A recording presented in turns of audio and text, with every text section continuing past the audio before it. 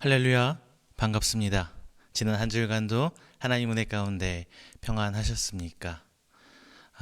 오늘 이렇게 하나님 앞에 예배드려 나오신 우리 귀한 성도님들 주의 이름으로 환영합니다. 요즘 매스컴에서 가장 핫한 이야기, 가장 관심이 많은 이야기가 부동산 이야기가 아닌가 싶습니다. 참 부동산 말 많아요, 그렇죠? 그 이유는 가파른 가격 상승이 바로 그 이유인데요. 이 과정에서 생긴 말이 벼락거지란 단어 있습니다. 어떤 분들은 제가 벼락거지 이 단어를 하는데 고개를 갸우뚱거리신 분도 분명히 계실 겁니다. 벼락거지란 말은 어떤 말이냐면요. 자신의 소득은 별다른 큰 변화가 없는데 부동산, 주식 이런 자산 가격이 갑자기 올라가서 상대적 빈곤해진 사람을 가리키는 신조어입니다. 즉 월급만 부지런히 저축하고 재테크를 하지 않아 오던 사람들이 이제 하루아침에 상대적으로 다른 재테크를 해왔던 사람들에 비해서 상대적으로 빈곤에 전락해 버린 것입니다. 그래서 나만 뒤처진다는 어떤 상대적 박탈감을 표현한 단어가 바로 이 벼락거지입니다. 혹시 여러분들은 지금 여러분들이 스스로를 벼락거지라고 생각하십니까? 그런데 이 벼락거지라는 단어를 볼 때 우리가 좀 주의 깊게 바라봐야 할 관점 세 가지가 있습니다. 먼저 나 자신에서 변하지 않는 수입, 내 수입은 변하지 않는다. 그리고 두 번째, 가파르게 오르는 가격, 가파르게 오른다. 그리고 세 번째, 상대적 빈곤, 즉 상대적이라는 단어. 이 세 가지 부분에 우리는 좀 유념해야 될 것 같습니다. 여러분의 수입은 어떻게 많이 변하셨습니까? 요즘에 코로나로 인해서 힘드신 분이 더 많아졌죠.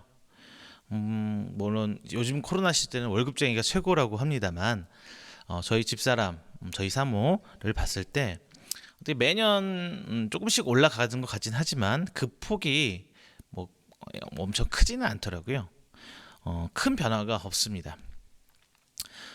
소수분들, 몇몇 분들이 크게 소득이 올라서 소위 대박이라고 그러죠. 대박이라고 불리기도 하지만 역시나 대부분 그 외에 소수 몇 분을 제외한 대부분의 분들은 큰 차이가 없습니다. 반면 부동산과 재화의 가치는 크게 오릅니다. 경제용어로 인플레이션이라고 하죠. 고도 인플레이션. 즉 돈의 가치가 실물의 가치에 비해 크게 떨어진다는 거예요. 갑자기 상승한 물가로 인해서 소득과 여기서 격차가 생기는 거예요. 내 수입에 대한 변화는 없지만 이것으로 누릴 수 있는 가치는 밑으로 곤두박질친다는 이야기입니다. 이로 인해서 이제 실직한 것도 아니고 사기를 당해서 돈을 날린 것도 아니고 투자를 잘못해서 초시또각이 된 것도 아닌데 남에 비해서 내가 가난하게 느껴진다는 것, 즉 상대적 빈곤을 느끼게 되었다는 것입니다. 어쩌다 보니까 목사님 제가 강대상에서 이렇게 경제 수업을 하게 됐는데요. 중요한 것은 경제적인 의미, 우리 세상에서 살아가는 경제적인 의미에서 벼락거지가 아니라 이제 우리 신앙 안에서 볼 때도 벼락거지로 느껴질 때가 있다는 거예요. 내가 딱히 과거에 비해서 예배를 많이 빠지고 못 드리는 것도 아니고 안 드리는 것도 아니고 그렇다고 해서 신앙생활하면서 특별히 죄를 더 짓는 것도 아니에요. 그냥 살아왔던 그 모습 그대로 살아가고 있어요. 그것도 아닌데 남한테 비교해서 집사님, 권사님, 장로님 이런 분들은 새벽 기도다, 작정 기도다, 성경 공부 특세다 뭐다 해서 굉장히 열심히 하고 있거든요. 그러면서 목사님한테 사랑도 받기도 해요. 그리고 교회 안에서 그분들의 인지도 또한 높아집니다. 그런데 자신은 형편상 직장도 있고 여러 가지 가정 형편도 있기 때문에 이런 것을 하지 못하다 보니까 이제 주변 눈치 보면서 어쩐지 저쩐지 눈치 보면서 신앙생활을 하게 되고 내가 큰 죄를 짓고 사는 것도 아닌데 왜 내 기도만 하나님께서 응답을 안 해주시는 건지 나만 응답을 못 받고 있다는 느낌이 드는 것 같습니다. 나만 더 힘들게 살고 있다는 느낌을 가질 성도 분명히 계실 것입니다. 오늘 본문 말씀을 통해 이 궁금증과 이 부분에서 답을 좀 찾아보려고 합니다. 이 궁금증의 답을 좀 찾아보려고 합니다. 오늘 본문 말씀은 예수 그리스도를 믿는 것이 하나님께 우리를 의인으로 인정받는 유일한 방법이다라고 사도 바울이 로마 교회를 향해 쓴 편지의 일부분입니다. 로마 교회, 제가 앞서서 몇 주 전부터 말씀드렸죠. 로마 교회가 어떻게 세워졌는지 알 수는 없지만 로마 교회의 좋은 소문이 바다 건너서 바울에게까지 전해집니다. 하지만 이 로마 교회는 어떤 사도가 가서 혹은 어떤 제자들이 가서 양육한 교회가 아니에요. 양육을 받아야 할 교회거든요. 그렇다 보니까 바울은 이 로마 교회가 앞으로도 계속 든든히 서가기를 바라며 그들에게 기본적인 신앙의 기본적인 것을 예수 그리스도에서 쓴 글입니다. 그러기에 로마서는 그 특징이 복음의 아주 기본적인 내용을 잘 설명해주고 있습니다. 특별히 오늘 말씀은 이신득의 혹은 이신칭의라고 하죠. 이것에 대해서 얘기합니다. 믿음으로 말미암아 의인이 된다는 것에 대한 특별함과 보편성에 대해서 사도 바울은 얘기하고 있습니다. 오늘 이제 이 말씀을 통해 함께 은혜 나누면서 하나님 앞에 상대적 빈곤 때문에 우울해하지 마시고 받은 은혜에 감격하고 기뻐하시는 성도님들 되시기를 주님의 이름으로 먼저 축원드립니다. 그에 대해 첫 번째, 제가 말씀드리고 싶은 것은 하나님 앞에서 차이가 없음에 우리는 감사해야 합니다. 차이가 없다는 것에 우리는 감사를 해야 돼요. 제가 처음 말씀드린 것, 벼락거지의 특징에서 처음 말씀드린 것, 수입의 변화가 없다입니다. 변화가 없어요. 여러분, 우리 하나님과의 관계에서 기브 앤 테이크, 주고받고 함에 대해서 한번 생각해 보겠습니다. 우리가 하나님께 드리는 것과 받아 누리고 있는 것, 특히 조금 더 생각한다면 받는 것을 좀 집중적으로 생각해 볼게요. 그 전에 먼저 하나님께 드리는 것은 무엇인지 한번 돌아보겠습니다. 하나님께 드리는 거 여러분 어때요? 참 많죠? 정말 많아요. 뭐 기본적으로 오늘 우리가 예배 드리고 있잖아요. 하나님께 예배를 드리고 있잖아요. 드리는 것. 그리고 찬양도 드리고 있죠. 그리고 헌금 드리죠. 하나님 교회 안에서 헌신하죠. 봉사, 선교, 뭐 여러 가지 갖가지 것들을 하고 있습니다. 뭐 하나님께 드리는 것 하면 뭐가 빡빡빡빡 떠올라요, 막. 그렇죠? 떠올라요. 그런데 말이죠. 이제 받는 거 한번 생각해 볼게요. 받는 거. 자, 회사에서 열심히 일하면, 세상에서 열심히 일하면 월급 받죠. 그에 대한 대가를 분명히 받습니다. 그리고 우리가 하나님께 열심히 반면에 하나님께 열심히 헌신하고 예배도 드리고 찬양도 하고 기도도 하고 헌금도 하고 막 하고 있는데 여러분 하나님께 받는 것이 무엇이 있는지 딱 떠오르시는 분들 계십니까? 딱 떠오르시는 것. 이랬으면 딱 떠오르면 정말 좋겠지만 대부분은 그렇지 않은 분들이 있을 거예요. 소위 하나님께 받은 은혜가 뭡니까? 라고 물었을 때 이거 뭐 이거요 저거요 딱 말할 수 있는 분들 물론 분명히 있어요. 근데 그런 분들은 소수예요. 소수. 그런 분들을 향해서는 이렇게 말씀드립니다. 대박 나셨네요. 대박입니다. 그분은 대박 맞으신 거예요. 하나님 앞에 대박 맞으신 거예요. 그리고 아마도 정말 많은 분들이 이 얘기를 하면서 하나님께 받은 게 뭘까 생각을 할 때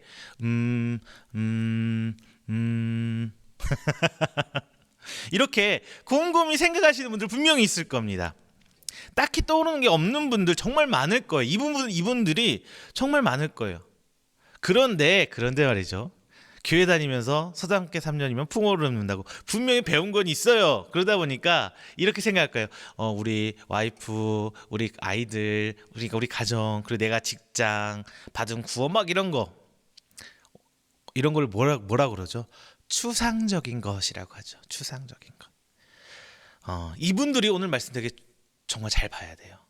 하나님께 받은 게 무엇인지. 그렇다고 해서 하나님께 받은 것이 무엇인지를 막 구체적으로 찾아보자 이런 말씀은 아닙니다. 그 개념을 제가 말씀드리고자 한 거예요. 오늘 말씀을 통해서. 우리가 하나님 앞에 무엇인가를 드리고 그리고 받는 것은 뭐가 기준이 돼서 정의를 합니까? 바로 율법이죠. 율법. 구약 시대 때는 율법, 지금으로 따지면 말씀입니다. 하나님께서 우리에게 하나님과 관계를 회복하는 방법으로 제시해 준 게, 처음으로 제시해 준 게 바로 율법입니다. 그리고 이 율법에서 이제 회복의 결과도 분명히 제시해 주셨어요. 너희들이 율법을 이렇게 살면은 회복의 결과 어떻게 될 거야. 본문 19절에서 20절 기존 율법에 대해서 사도 바울은 말씀해 주고 있습니다. 19절에서 20절 제가 읽어드리겠습니다. 우리가 알거니와 무릇 율법이 말하는 바는 율법 아래에 있는 자들에게 말하는 것이니 이는 모든 입을 막고 온 세상으로 하나님의 심판 아래 있게 하려 함이라. 20절입니다. 그러므로 율법의 행위로 그의 앞에 의롭다 하심을 얻을 육체가 없나니 율법으로는 죄를 깨달음이라. 이렇게 써 있어요. 기존 율법에서는 결국 깨달아 얻는 것이 무엇이래요? 너는 죄인이야. 이것을 깨달을 수 있대요. 하나님과 관계를 회복해서 느낄 수 있는 것을 얻을 수 있는 게 궁극적으로 뭐냐? 나 죄인이구나. 나 하나님 앞에 죄인이구나. 율법을 통해서 얻을 수 있는 건 이거래요. 신앙생활을 아니죠. 그들은 삶이죠. 그들의 삶 속에서 율법을 해야 하는 것으로 알고 이것을 지키기 위해서 목숨 바쳐 수천 년 동안 살아온 이스라엘 백성, 유대인들. 그런데 이들한테 있어서 사도 바울이 이렇게 얘기하는 거예요. 너네들 율법 지켜왔는데 깨달은 게 무엇이야? 하나님께 주시려고 한 거는 니네들이 죄인이란 거, 우리가 죄인이란 것밖에 없어. 이렇게 말하는 겁니다. 얼마나 황당하고 얼마나 슬픈 이야기입니까? 모든 것 다 해서 율법을 지켰건만, 목숨 바쳐서 율법을 지켰건만 거기에 대해서 또 긍지도 가지고 살아왔는데 사도 바울은 이렇게 얘기합니다. 너희들은 죄인이란 것밖에 깨달은 게 없어. 그리고 이건 하면은 우리가 신앙생활 어떻게 해요? 못하죠. 그래서 사도 바울은 이제 반전을 꺼내듭니다. 반전의 카드를 꺼내들어요. 21절 이제는 율법 외에 하나님의 한 의가 나타났으니 율법과 선지자들에게 증거를 받은 것이라. 이렇게 말씀해요. 그리고 이제는 이라는 걸 굉장히 강조합니다. 이제는이라는 거 뭐야? 전환을 강조하는 거죠.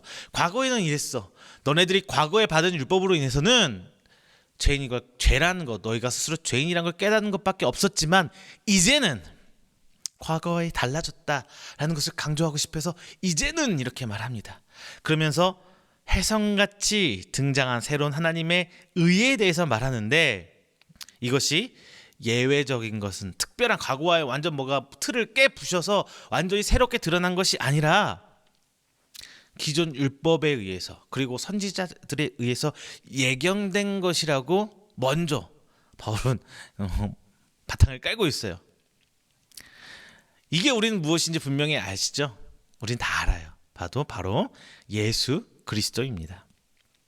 이 예수 그리스도, 이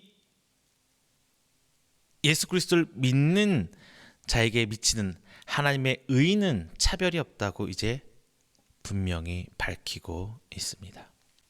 과거에는 차별이 있었어요. 율법을 정말 잘 지키는 사람들과 잘 지키지 잘 지키지 않거든. 그리고 잘 못 지킬 수밖에 없는, 어쨌든 간에 못 지키던 안 지키던 간에 차이가 분명히 존재합니다. 율법을 잘 지키는 사람들은 어때요? 출애굽 이후부터 십계명 받고 율법을 받았을 때부터 사회적으로 존경받고 높은 지위를 유지하면서 이제 시간이 흐르고 이스라엘 나라도 세워지고 다윗 왕조에서 쭉 역대상하 거치면서 이제 뭐 어떻게 돼요? 그들은 사회 지도계층으로 삶을 살아가게 됩니다. 반면에 율법을 못 지켰던 사람들, 율법을 안 지켰던 사람들은 이제 그 지위가 하층 계층으로 떨어져요. 예전에는 처음에는 큰 차이 없어. 다 똑같았어요. 출애굽할 때는 다 고만고만한 이스라엘 백성 유대인이었어요. 물론 장로란 이런 특별한 지도자층은 분명히 있었지만 대부분 다 고만고만했어요. 큰 차이 없었어요. 그래서 율법을 잘 지켜서 사회적 지위를 높여가고 이스라엘은 국가가 세워지면서 이 사람들은 특별하게 계층의 지위가 올라가게 된 거예요. 그러면서 그들은 자연스레 상류층을 이루게 되고 열심히 살려고 했던 사람들, 못 지켰던 사람들이죠. 지키고 싶지만 못 지켰던, 열심히 먹고 살려고 했던 사람들이 이제 하류 계층으로 떨어져요. 그래서 오히려 죄인으로, 하류 인생으로 떨어져서 심지어 소장농, 노예 이런 모습까지 떨어져요. 그래서 과거의 율법은 분명히 차등이 있었어요. 차별이 있었어요. 하지만 이제 이 차별은 없어진다고 사도 바울은 오늘 본문에 이야기합니다. 예수님을 못 박아 죽이고 초대교회를 핍박했던 유대인들은 이 차별이 없어지는 것을 반대하는 그룹이에요. 그렇죠? 이 차별이 있어야 자기가 누리고 위에서 딱 사람들 굽어보고 샀는데 이제 그들은 이 차별이 없어지는 게 싫거든요. 그렇다 보니까 예수님과 그의 제자들 초대교회를 핍박하고 반대할 수밖에 없었던 거예요. 하나님께서 주신 율법은 하나님과 인간의 관계를 회복시켜 주시는데 아주 선한 것입니다. 처음에는 분명히 좋은 의미로 유대인들이 율법을 지키고 받아들이고 살았을 거예요. 그런데 시간이 흘러가면서 인간의 악함으로 인해 자연스럽게 이 차별이 만들어졌던 것입니다. 자, 여러분, 우리는 예수 그리스도를 믿음으로 의인으로 인정받았다는 것은 다 동등합니다. 목사나 장로나 권사나 집사나 평신도나 청년이나 학생이나 주일학교 학생들이나 모두 동등해요. 우리의 신앙의 행위들이 결코 하나님 앞에 우리의 지위를 높고 낮음을 정하는 척도가 아닙니다. 이것은 하나님께서 예수 그리스도를 통해 베푸신 동일한 은혜이지만 그것을 표현하는 정도가 다를 뿐이에요. 믿음의 상태에 따라서 내가 하나님께 더 표현을 잘할 수 있느냐, 아니면 성경 지식도 작고 믿음도 없어서 표현하는 것이 적은 것이냐, 요 차이인 것뿐이에요. 여러분, 똑같이 어느 날 같이 교회에 등록해서 성장한 성도들도 분명히 다르죠. 우리 예를 들어 볼게요. 2개의 화분을 샀습니다. 똑같은 위치에 놨어요. 그리고 물도 똑같은 양 계량해서 줍니다. 그런데 이 두 화분이 성장하는 모습이 다르죠. 이것처럼 예수님의, 하나님의, 성령님의 은혜는 우리에게 동일하게 미치고 있지만 그것을 받아 성장하는 속도가 좀 다를 뿐이에요. 이 성장하는 속도가 다를 뿐이지 이것이 우리의 신분을 결정하는, 우리의 고하를 결정하는 요인은 아니라는 겁니다. 성경에서는 분명히 밝혀주고 있어요. 지금 당장에 하나님께 받은 은혜가 무엇인지 모를 수 있습니다. 누군가는 받은 은혜가 명확히 보일 수도 있어요. 하지만 이것은 개인적인 차이일 뿐, 이것으로 인해서 뭔가를 상하를 논할 수 있는 절대적 척도가 아니라는 겁니다. 예수 그리스도를 믿음으로 받는 은혜는 차이가 없습니다. 이것이 바로 감사의 첫 번째 조건입니다. 그리고 우리가 하나님 앞에 벼락거지가 될 수 없다는 첫 번째 성경 안에 드러난 증거입니다. 두 번째, 하나님께서 값없이 주심에 감사해야 합니다. 값없이 주셨다는 거예요. 벼락거지의 두 번째 요인이 제가 뭐라고 말씀드렸죠? 갑작스런 재화의 가치의 상승, 갑작스런 상승이에요. 자, 가치가 올라가는데 우리가 이 가격을 올라가는 데에서 어떻게 할 수가 있어요? 없죠. 우리가 어찌 할 수 있는 부분이 아니에요. 우리가 어떻게 해서 막 노력한다고 발버둥 친다고 물가가 안 올라가는 거 분명히 아닙니다. 아시죠? 이건 우리가 할 수 없는 부분이에요. 본문을 살펴볼 때 과거나 지금이나 혹은 예수님 이전이나 이후나 변하지 않는 게 무엇이냐 우리 한번 생각해 보자고요. 우리가 어떻게 하든 간에 변하지 않는 것. 본문을 살펴보면 변하지 않는 것은 무엇이냐? 본문 안에서 찾을 때는 무엇이야? 바로 죄인이라는 개념이에요. 우리는 과거나 지금이나 이후나 언제까지나 끊임없이 죄인의 상태에 있다. 이거예요. 19절에서 20절 말씀을 볼 때 과거에는 율법을 통해 얻은 것이 바로 죄인이라는 것을 깨달았다. 이거를 말하고 있거든요. 그래서 결국 모든 인간은 똑같이 죄인이라는 겁니다. 23절 말씀 제가 읽어드리겠습니다. 모든 사람이 죄를 범하였음에 하나님의 영광에 이르지 못하더니 결국 모든 사람은 똑같이 죄인이라는 것인데 이제 여기서 차이점이 생기기 시작해요. 누구는 자신이 의인이라고 착각을 하는 것이고 누구는 하나님 앞에 자신이 죄인이라고 인정하는 것. 하나님 앞에 죄인은 다 죄인이에요. 근데 우리가 바라볼 때 나 죄인 아니야. 혹은 하나님 죄송합니다. 저는 하나님 앞에 정말 큰 죄인입니다. 두 가지로 갈린다. 우리 인간의 입장에서 두 가지 부류로 갈린다는 거예요. 죄를 인정하는 것 정말 중요합니다. 여러분 드라마 많이 보셨죠? 드라마, TV, 뭐 영화도 마찬가지예요. 그런데 드라마에서 악인의 모습 제가 두 가지 한번 말씀드릴게요. 하나는 자신이 누군가를 괴롭히고 힘들고 자신 지은 악행에 대해서 뻔뻔한 악인형이 있어요. 아유 난 뭐 몰라. 내가 뭘 잘못했는데 나 잘못한 거 없어. 걔는 당연히 그러고 받을 만한 거야. 두 번째, 잘못한 척하는 형. 둘 다 나쁜 사람이죠. 둘 다 나쁜 놈이에요. 그 재판관 앞에서 판관 앞에서 잘못했습니다. 죽을 죄를 졌습니다. 하고 쓱 풀려나면서 뒤로 돌면서 쓱 웃는 이런 나쁜 놈 하는 척. 우리는 영화를 보거나 드라마를 보거나 책을 보거나 우리는 다 알 수 있잖아요. 누가 악인이고 누가 선인인지. 그런데 이것이 만약에 나라면, 내가 그 상황에 있다면 이제 판단하기 어려워지죠. 이게 나라면 판단하기 힘들어져요. 사람은 내로남불의 존재잖아요. 내가 하면 로맨스, 남이 하면 불륜. 내가 그 위치에 서버리면 판단 어떻게 하기 힘들어져요. 하나님 앞에 내 죄를 인정하고 회개하는 것이 얼마나 어려운 일인지 정말 눈물 어린 회개를 하신 분들은 그게 얼마나 힘든 것인지 잘 압니다. 하나님 저 오늘 누구 미워했어요? 용서해 주세요. 하나님 저 오늘 예배 빼먹었어요. 용서해 주세요. 앞으로 예배 정말 물론 이런 회개 정말 중요합니다. 해야 되고요. 이런 거 필요해요.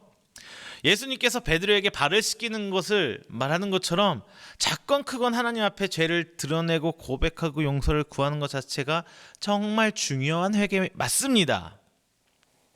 다만 인격적인 예수 그리스도를 만난 사람은 자신의 치부, 누구의 말 못하는 죄를 고백하고 회개한다는 것은 굉장히 가슴 아프고 힘든 거예요. 여러분 누구에 대해 내놓지 못할 여러분의 죄 있으십니까? 진짜 죄 있으세요? 뭐 예를 들자 극단적인 예를 들자면 이거겠죠. 나 제가 정말 미워서 정말 죽이고 싶어서 가슴에 칼을 품고 걔 뒤에까지 몰래 섰다가 차마 못 죽이고 뒤돌아선 경험이 있다면, 진짜 있다면 그것도 죄죠. 직접적인 살인을 하진 않았지만 살인의 계획을 머릿속에 있었잖아요. 누가 봤다면 이거는 법적으로 봐도 살인 미수예요. 살인 미수가 될 수가 있어요. 그런가요? 제 생각입니다. 자, 이것을 성당에서처럼 뭐 신부에게 고해성사 하듯이, 신부님에게 고해성사 하듯이 목사에게 와서 뭐 얘기를 해라, 이것이 아니라 하나님 앞에 눈물로 내 속에 있는 더러운 것들, 죄악된 것들 다 꺼내놓고 회개한다는 것은 진짜 어려워요. 내 추악한 내 가슴 속, 내 정말 깊은 속 아래에 있는 곳에 차 있는 내 정말 치부를 드러내는 거 하나님 앞에서라도 쉽지 않습니다. 그렇지만 이것을 내려놓을 때 비로소 진짜 회개가 시작됩니다. 또한 무엇이 하나님과 나 사이를 가로막는 것인지 우리는 정말 잘 판단을 해야 돼요. 잘 생각해야 돼요. 뭐 우상의 개념과 비슷합니다. 하나님과 나 사이를 가로막는 거 다 우상이에요. 그리고 다 그것이 죄죠. 누구에겐 돈일 수 있고 자녀일 수도 있고 명예와 지위가 될 수 있습니다. 이것은 죄예요. 오히려 이것을 죄라고 생각하지 못할 수가 있어요. 이런 것들은 이제 죄라는 관념이 없으니까. 열심히 살아서 돈 버는데 이게 뭐 하나님 죄인가요? 하나님 내가 사랑하는 내 자녀 잘 되길 바라는데 이게 죄인가요? 하나님 내가 하나님 사람 앞에 교회 앞에 성도 장로로서 이렇게 주변 사람들 존경받는 사람이 되려고 하는데 이게 죄인가요? 누가 봐도 죄 아니죠? 죄 아니에요. 죄처럼 보이지 않아요. 근데 이것이 과연 하나님과 내 사이에 있어서 그 사이를 가로막는 나를 세우게 한 방법이라면 어때요? 죄가 됩니다. 죄가 돼요. 그러니까 이게 되게 애매한 거예요. 하지만 본인이 잘 판단해야 돼요. 누가 판단해 줄 수 없어요. 이런 것들은. 이런 것들 죄다운 죄는 꺼내놓기, 앞서서 말한 정말 누가 봐도 죄라는 것, 이런 것들은 꺼내놓기가 어려운 것이 일단 꺼내놓으면 술술술 흘러나가요. 하나님 앞에 눈물 콧물 다 쏟아져. 일단 꺼내놓으면 다 그렇게 될 수밖에 없어요. 꺼내놓기 힘든 것인지. 그런데 이런 죄같지 않은 죄, 제가 누가 봐도 죄로 인식하기 힘든 이런 죄들을 회개한다는 것은 더 어려워요. 죄인지를 본인이 인식을 못하거든, 자각을 못하고 있는 상태거든요. 나도 모른 채 이것들이 하나님과 나 사이를 가로막고 있는데 이것을 제거하는 건 정말 어려워요. 더 어려워요. 25절, 이 예수를 하나님이 그의 피로써 믿음으로 말미암는 화목제물로 세우셨으니 라고 이렇게 말합니다. 화목제물은 뭐예요? 하나님과 나 사이에 가로막힌, 틀어져 버린 그 관계를 회복하는 화목제를 위한 제물이 화목제물입니다. 즉 예수 그리스도가 죽으심으로 화목제물은 준비가 됐어요. 하나님과 우리의 관계를 회복시키기 위한 화목제사를 드리기 위한 제물은 준비가 됐어요. 그런데 중요한 거는 이제 뭐예요? 화목제사, 제를 드리기 위해서 우리가 나아가야 된다는 거죠. 나아가야 된다는 거예요. 그런데 문제는 틀어진 관계를 인식하지 못하고 화목제를 드리지 않는다는 데 문제가 있어요. 하나님께서는 준비 다 해놨는데 정작 죄인인 우리가 그것을 깨닫지 못하거나 혹은 하나님한테 나가기 싫어서 안 해요. 이게 문제라는 겁니다. 자, 여러분, 벼락거지는 지불하기 어려울 정도로 가격이 높아진 가격 때문에 이제 살 수 없어져서 문제가 된 거죠. 가격이 갑자기 높아져 버렸어요. 그리고 더 큰 가격 상승으로 인해서 이제 더 이상 못 사버리는 거잖아요. 반면 우리가 어렵고 힘들다고 느껴지는 것이 바로 이 회개거든요. 진심의 하나님 앞에 진심 어린 회개. 그에 비해 하나님께서 주신 공평한 은혜, 예수 그리스도의 화목제물은 이미 준비되어 버린 거예요. 이미 준비하셨어요. 그리고 이것의 가치는 세상의 것처럼 내 의지와 상관없이 높아져서 멀어지는 것이 아니라, 가격이 막 높아져 가지고 내가 못 사는 것이 아니라, 내가 인정하고 내 죄를 인정하고 회개한다면 우리에게 값없이 주는 거예요. 예수 그리스도가 죽으셔 세우신 이 화목제물이 값없다는 거지. 회개가 이루어질 때, 그리고 내가 인격적으로 예수 그리스도를 만나 변화될 때, 새로남, 거듭남이 있을 때 변화된다는 것이 이 값없는 믿음이지, 구원이 결코 값없이 이루어지는 건 아닙니다. 내가 거듭남, 변화, 내 믿음을 드러내, 이게 정말 힘든 건데 어떻게 값싼 구원으로 전락시켜버리는지 저는 모르겠어요.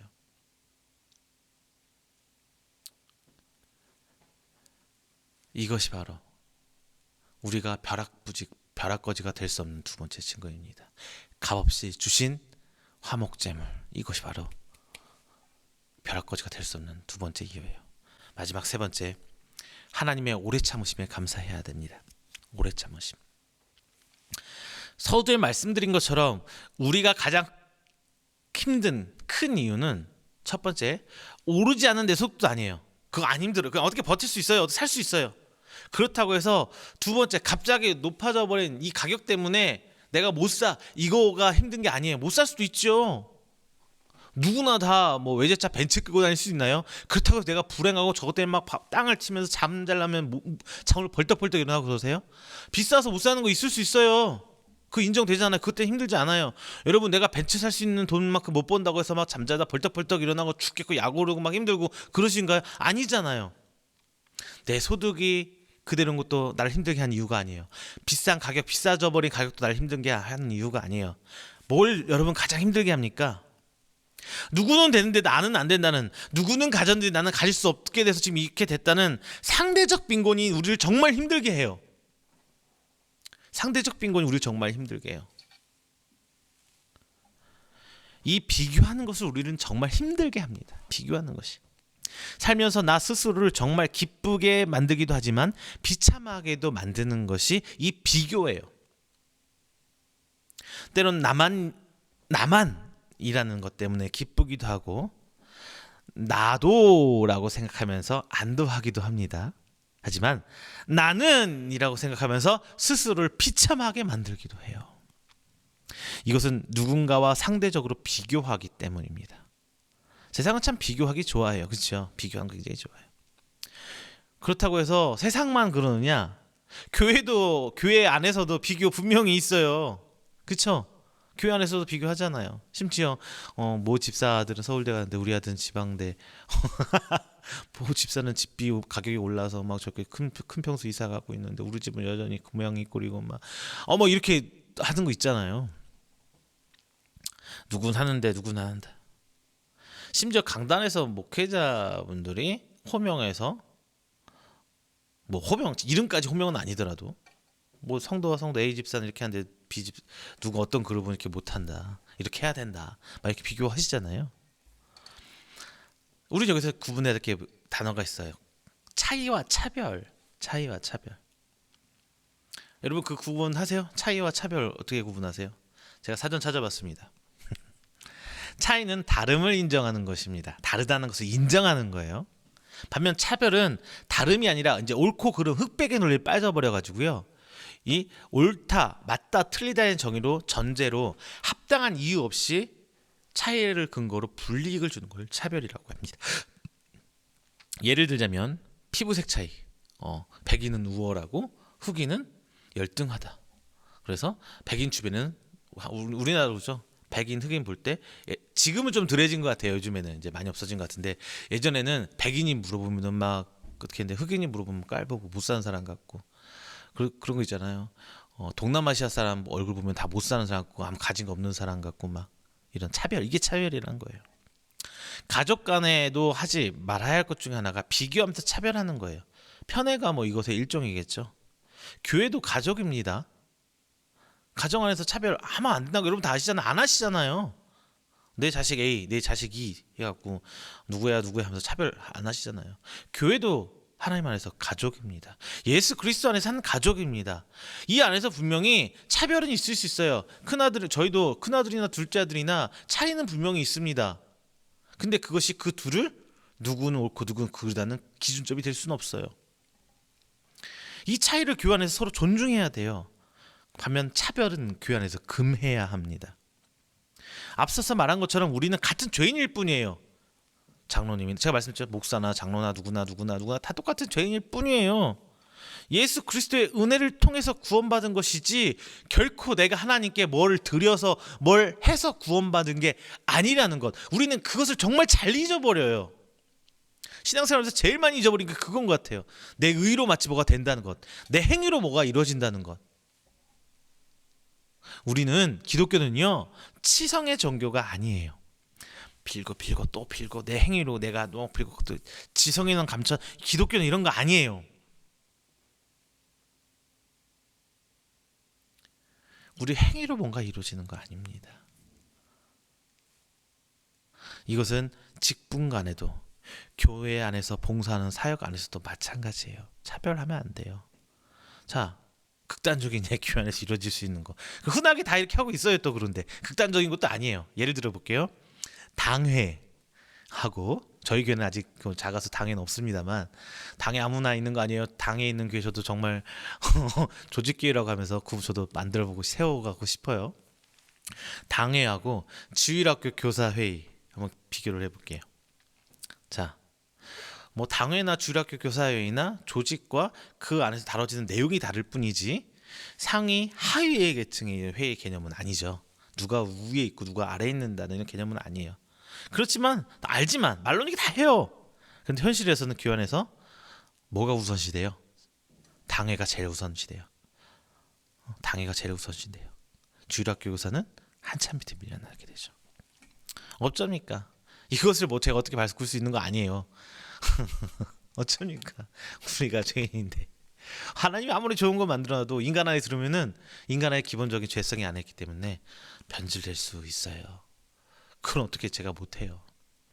다만 알고 있자는 거죠. 그래야 겸손해져요. 죄를 죄로 인정하고 아는 게 인간을 겸손하게 만드는 것이 하나님 앞에. 그것이 죄를 당연시 여기고 아무렇지도 않게 생각해 버리면은 인간은 교만해져요. 결국 하나님 앞에서 교만해져요.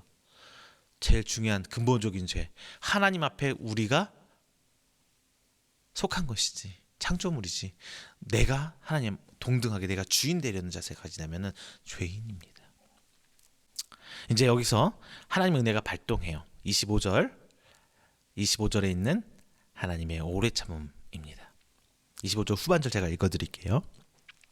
이는 하나님께서 길이 참으시는 중에 전에 지은 죄를 간과하심으로 자기의 의로우심을 나타내려 하심이니, 이렇게 써 있습니다.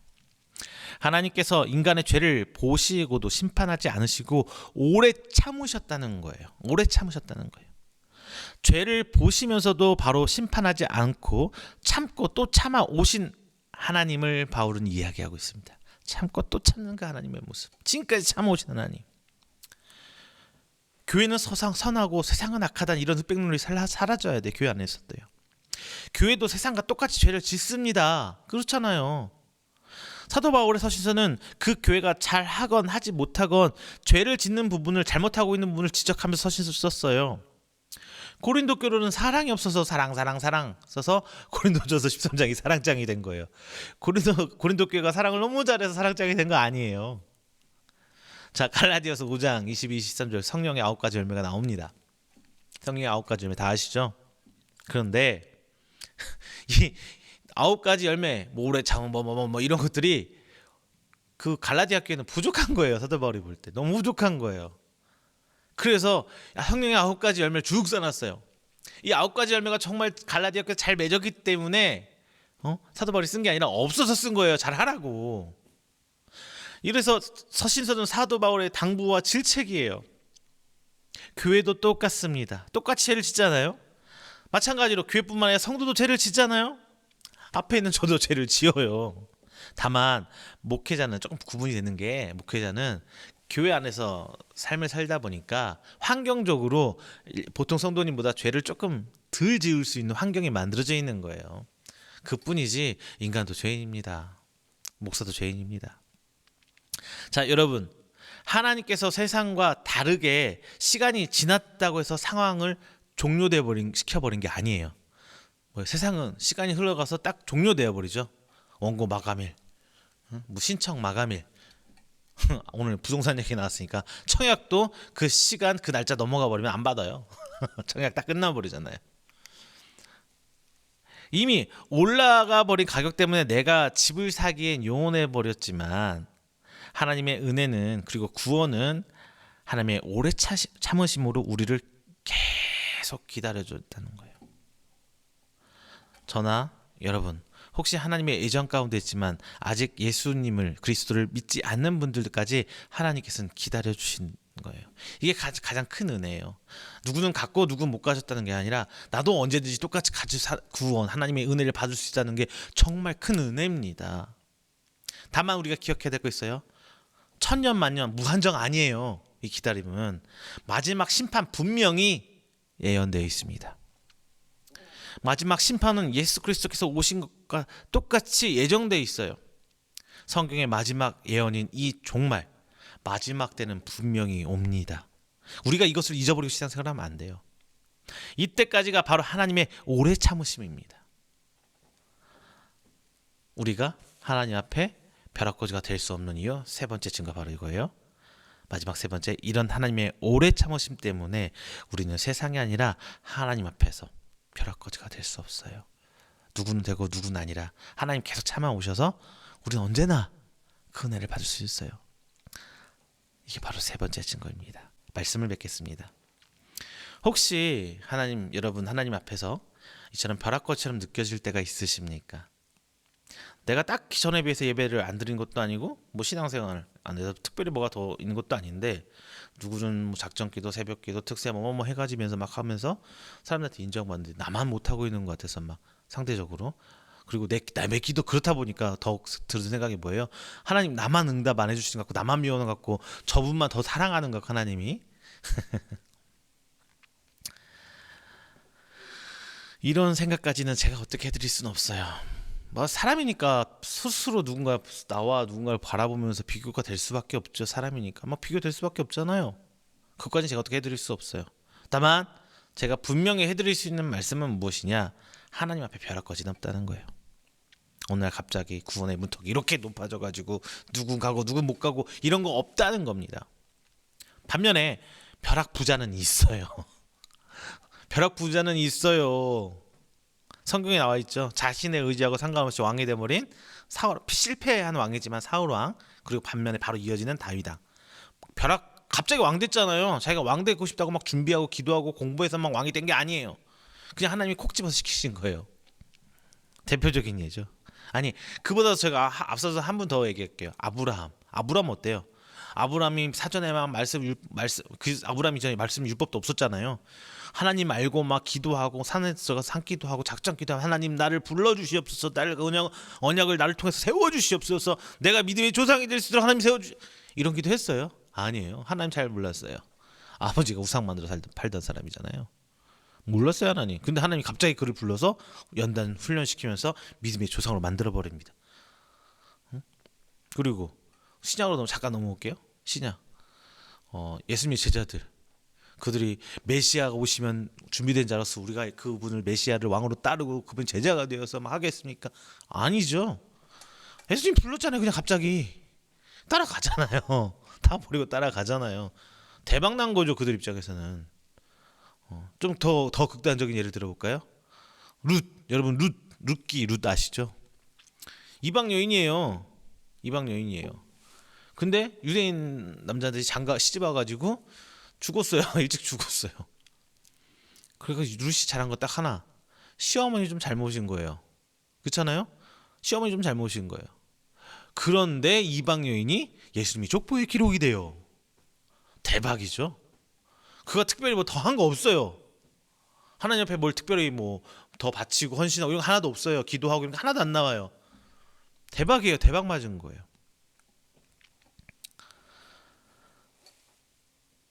성경 안에서 대박친 인물 많죠? 성경에 이름이 거론됐다는 것 자체가 대박이잖아요. 그렇죠? 성경에 이름이 기록됐다는 거 뭐 생각해보면 초대박이죠. 성경 밖에서도 지금도 우리 주변 성도님들 삶에서 종종 대박의 이야기를 듣곤 합니다. 뭐 병 고침을 받았다, 하나님의 뭐 기도에 이런 응답을 주셨다, 이런 종종 듣곤 합니다. 그런데 제가 비유를 드리면 이렇게 얘기하고 싶어요. 여러분 돈 많다고 행복합니까? 그건 아니죠. 돈 많다고 행복한 건 아니잖아요. 마찬가지로 이런 구원의 이런 응답의 거리들, 하나님 앞에 대박 맞은 거리들이 많다고 해서 구원의 그것이 확증의 증거가 되느냐? 저는 아니라고 단언코 말씀드립니다. 그것은 구원의 확증이 아니라 하나님께서 살아계신 보여주는 증거일 뿐이에요. 내가 살아있는 여호와 하나님, 내가 네 앞에 살아있다, 잘 믿어, 이거거든요. 우리는 이런 것처럼 대박의 문제가 중요한 게 아니에요. 우리 삶 속에서 하나님께 내 응답을 해주시고 나한테 뭘 보여주시고 나한테 드러내서 보여주시고 감사할 거리만, 이런 대박의 거리가 중요한 게 아니에요. 우리는 대박보다 더 큰 걸 노려요. 초대박을 노려야 돼요. 초대박. 지금 단순히 우리는 상대적 박탈감에 빠져서 우울해하고 자괴감에 빠져 있을 때가 아니라는 거예요. 하나님 앞에 우리는 초대박을 노려요. 초대박. 일단 우린 초대박에 한 발 걸친 상태예요. 왜냐? 교회 안에 있다고 모든 사람이 구원이 확정된 건 아니기 때문에, 교회 왔다고 교회 출석, 예배 출석이 구원의 전제 조건이 아닌 것처럼, 다만 전제 조건 아니지만 다만 환경은 되는 거죠. 말씀이 선포되고 그 말씀 아멘하고 확정해서 내 삶이 믿음이 된다면, 예수 그리스도 믿게 된다면 우리는 구원을 갖게 되는 거잖아요. 그래서 우리는 예배를 드린다는 것 자체가 그 초대박의 한 걸음 지금 발을 넣어놓고 있는 거예요. 하나님의 예정 가운데 겨울 수 있었어요. 그리고 말씀을 드리면서 하나님을, 예수님을, 성령님을 언제든지 만날 수 있는 준비가 된 상태입니다. 다만 벼락거지 사고방식에 빠져서 나만 잘 안 되고, 왜 교회 나도 열심히 하고 11조도 하고 헌금 열심히 했는데 왜 나만 안 될까라는 이런 잘못된 사고방식에 빠져서 과거를 벗어버리지 못하고 우리는 초대박을 놓쳐버리는 거예요. 여기서 지쳐 떨어져 나가버리는 거예요. 우리는 초대박을 노려야 되는데 이 자그마한 것들에 사로잡혀서 이미 예수님은 우리의 화목제물로 재물은 준비가 됐는데 우리가 가지 못하는 거예요. 아브라함이 이삭을 데리고 모리아산으로 가지 못했더라면 어떨까요? 하나님께서 이미 제물을 준비하셨는데 양을. 믿음의 조상 아브라함이 될 수 없었죠. 우리도 가야 돼요. 초대박을 향해 가야 예수님 그 화목제물로 하나님과 우리 관계가 회복될 수 있습니다. 이 준비가 회개이고 내 온 마음과 몸을 다해 하나님을 향해 하는 것입니다. 다만 초대박 화목제는 시간 차이가 있을 뿐이지 이것 때문에 차별을 만들어내는 하나님이 아닌 것을 여러분 명심하시길 바랍니다. 하나님과 우리 인간들 관계 사이에서 누구와 누구는 이렇고 누구와 누구는 저렇고 이런 차별은 없어요. 누군가를 더 편한 하나님 아닙니다. 차이는 있을 뿐이에요. 각각 달란트별로 사명별로 사역할 수 있는 차이는 분명히 있습니다. 그리고 세상과 우리 사이를 하나님께서 구분하셔서 우리가 그에 맞추는 거지. 하나님의 그 구분에 맞추는 거지. 우리 스스로 의롭게 그들과 행위로 구분되는 것 아니라는 것 명심하십시오. 자, 여러분 오늘 말씀을 통해 신앙의 벼락거지라는 이 말도 안 되는 자괴감을 벗어버리시길 부탁드립니다. 이겨내세요. 우리는 하나님 앞에 초대박을 준비하는 사람입니다. 이 땅의 대박이 아니라 마지막 때에 이를 저 천국의 상급을 초대박을 위해 준비하시는 여러분, 우리 귀한 성도님들 되시기를 주님의 이름으로 축원드립니다. 기도하겠습니다. 사랑과 은혜가 충만하신 우리 주 하나님 아버지 감사 영광 드립니다. 하나님께서 태초부터 택하신 우리 귀한 성도들 오늘 하나님 말씀 앞에 나와 은혜 나눴습니다. 하나님 왜 저희들이 세상을 바라보며 세상의 기준에 따라 벼락거지의 심리 상태를 통해 자괴감에 빠져 있는지 오늘 아버지 은혜 주시고 여기서 이겨낼 수 있는 새 힘 허락하여 주시사 하나님께서 우리에게 동일하게 베푸신 은혜 가운데 초대박을 준비하는 우리 성도들 되게 하여 주시옵소서. 이 땅에 있는 것들을 바라보며 힘들어하는 것이 아니라 스스로를 누군가를 비교하며 스스로 어려움, 죄 가운데 빠지는 것이 아니라 만난 나를 위해 준비된 화목제물 예수 그리스도를 만남으로 모든 죄를 털어내 버리고 하나님께 성큼성큼 다가가 하나님의 택함 받은 귀한 은혜를 누리는 우리 귀한 성도들 되게 하여 주시옵소서. 누군가를 차별하고 누군가를 위해 고아를 결정해서 차별하는 성도가 아니라 한 가족의 귀한 성도로 서로 사랑하고 아끼며 하나님께서 이 땅에 교회를 세우신 예수 그리스도의 몸된 이 교회 가운데 귀한 구성원으로 하나님 저들이 충성을 다하고 하나님의 은혜를 누릴 수 있는 성도들이 되도록 주님 복의 복으로 더하여 주시옵소서. 이 모든 말씀 살아계신 예수 그리스도의 이름으로 축복하며 기도드립니다. 아멘.